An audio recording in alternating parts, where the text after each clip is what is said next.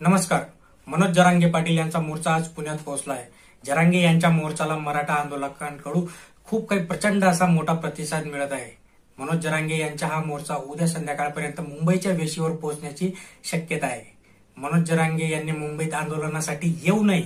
बघा, मनोज जरांगे पाटील यांनी मुंबईत आंदोलनासाठी येऊ नये अशी विनंती आज पुन्हा मुख्यमंत्री एकनाथजी शिंदे यांनी केली आहे. मराठा समाजाला आरक्षण देण्याची भूमिका स्पष्ट आहे. मराठवाड्यात कुणबी नोंदी सापडत नव्हत्या, त्याही सापडू लागल्या आहेत. कुणबी समाजाचे प्रमाणपत्राचे वाटप सुरू आहे. 1 लाखांपेक्षा जास्त लोक या मराठा आरक्षणासाठी काम करत आहेत.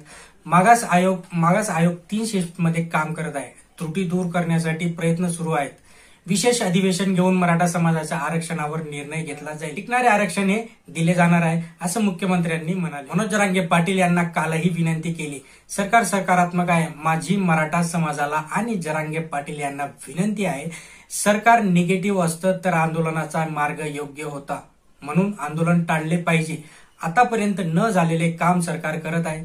त्यांनी सामंजस्याची भूमिका घ्यायला पाहिजे.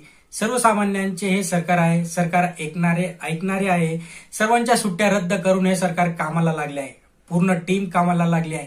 तुम्ही सरकारला सूचना करू शकता, अशी प्रतिक्रिया मुख्यमंत्री एकनाथ शिंदे यांनी दिली. तर दुसरीकडे वकील गुणरत्न सदावर्ते यांनी मनोज जरांगे यांच्या आंदोलनाविरोधात मुंबई हायकोर्टात याचिका दाखल केली होती. या याचिकेवर आज सुनावणी पार पडली. यावेळी हायकोर्टाने पोलिसांना मनोज जरांगे पाटील यांना हायकोर्टात हजर राहण्याची नोटीस पाठवण्याचे आदेश दिले. तसेच आझाद मैदानात 5,000 पेक्षा जास्त जणांना येता येणार नाही असं हायकोर्टाने म्हटलंय. तसेच सरकारने रोड ब्लॉक होणार नाही याची खबरदारी देखील घ्यायला हवी. सार्वजनिक वाहतूक व्यवस्था बिघडणार नाही याची जबाबदारी घ्यावी असं हायकोर्टाने सरकारला सांगितलं. या सुनावणीनंतर गुणरत्न सदावर्ते यांनी ही प्रतिक्रिया, आमच्या न्यायालयात आज विजय झाला असं आम्ही समजतो. मनोज जरांगे यांच्या आंदोलनामुळे काय परिस्थिती उद्भवू शकते याची कल्पना आम्ही न्यायालयाला दिली. न्यायालयात शाहीनबाग प्रकरणात सर्वोच्च न्यायालयाने काय निकाल दिलाय हे देखील सांगितलं. सरकारमधील मंत्री 2 गटात विभागले गेले असल्याने पोलीस कार्यवाही करू शकत नाही हे आम्ही न्यायालयासमोर मांडले. आझाद मैदानात क्षमता कमी म्हणजेच 5,000 लोकांची आहे, तर शिवाजी पार्कवर हे आंदोलनासाठी वापरले जाऊ शकत नाही असे न्यायालयाचे आदेश आहे. त्यामुळे मनोज जरांगे मुंबईत येऊ शकत नाही. कायदा आणि सुव्यवस्थेची जबाबदारी सरकारची आहे.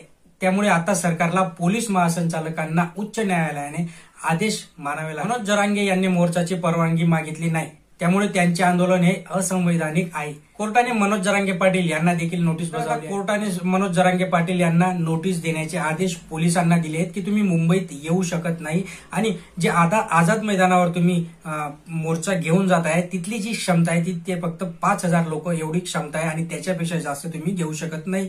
त्याच्यानंतर दुसरा मुद्दा म्हणजे की तुम्ही आंदोलन करताय, तुम्ही मोर्चा आणताय, तर तशी कुठल्याही प्रकारची तुम्ही सरकारला माहिती दिलेली नाही किंवा न्यायालयाला तशी माहिती दिली नाही, पोलिसांना अशी कुठल्याही प्रकारची माहिती दिलेली नाही आणि म्हणून हा जो मोर्चा आहे हा मोर्चा असंवैधानिक आहे असं गुणरत्न सदावर्ते यांनी सांगितलं. तर आता बघूया उद्याच्या दिवस काय होतं. मनोज जरांगे पाटील यांचा जो महामोर्चा आहे मराठा आंदोलनासाठी तो आता कशा प्रकारे पुढची दिशा काय ठरणार आहे मित्रांनो, ते आपण नक्कीच जाणून घेऊया. चॅनलवर नवीन असाल तर सबस्क्राईब करून ठेवत जा. महत्वपूर्ण अपडेट आणि महत्वपूर्ण विश्लेषण आपण आपल्या व्हिडिओच्या माध्यमातून करत असणार आहे. त्यामुळे तुमच्या सबस्क्राईबची आणि लाईकची खूप गरज आहे. धन्यवाद.